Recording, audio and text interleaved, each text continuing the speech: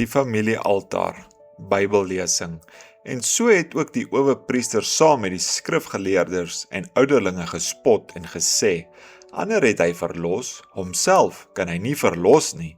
As hy die koning van Israel is, laat hom nou van die kruis afkom, en ons sal in hom glo. Matteus 27 vers 41 en 42. Boodskaplesing. Kom, ons gaan na Jerusalem, dis oggend, dis omtrent 8 uur. Ek hoor 'n geraas buite, ons praat almal. Wat gaan aan?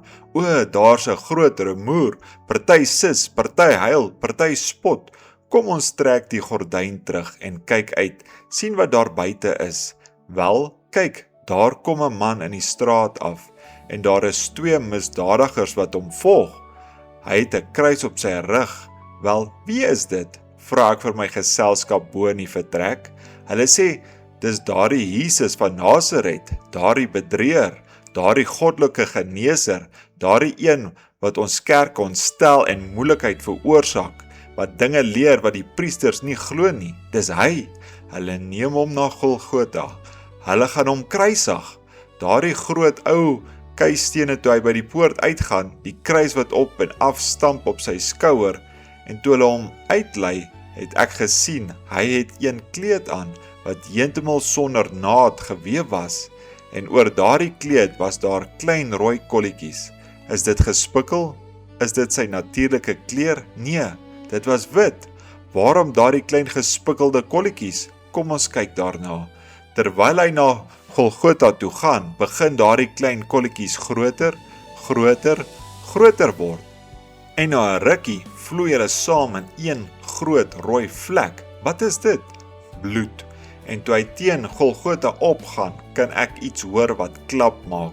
Wat is dit? Die tweede Adam, die verlosser, die bloed van 'n regverdige een, wat bloei vir die sondaar om ons sondes te bedek. En ons het dit terug na hom gespoeg. Ons het ons koppe geskit en gesê, ek sal my eie pad hê met godsdiens. Ek het my eie godsdiens. Ek het nie daardie goed nodig nie. Sonder dit is jy verlore, sonder hoop, sonder God, sonder Christus. In hierdie wêreld sterwend, op pad na 'n sondaar se graf en 'n duiwelse hel, sonder dit. God het 'n voorbereiding vir jou gemaak. Ek kan hom sien hoe hy teen die heuwel opgaan en daardie kruis dra, sy klein swak liggaam wat struikel soos hy teen die heuwel opgaan. Die eerste ding wat jy weet, draai dit rondom hom, die dood byt hard aan hom, en hy beweeg aan met 'n kruis op sy rug, op pad na Golgotha, daar oorkant. Wat? Omdat hy moes? Nee, omdat hy liefde hom daartoe gedryf het.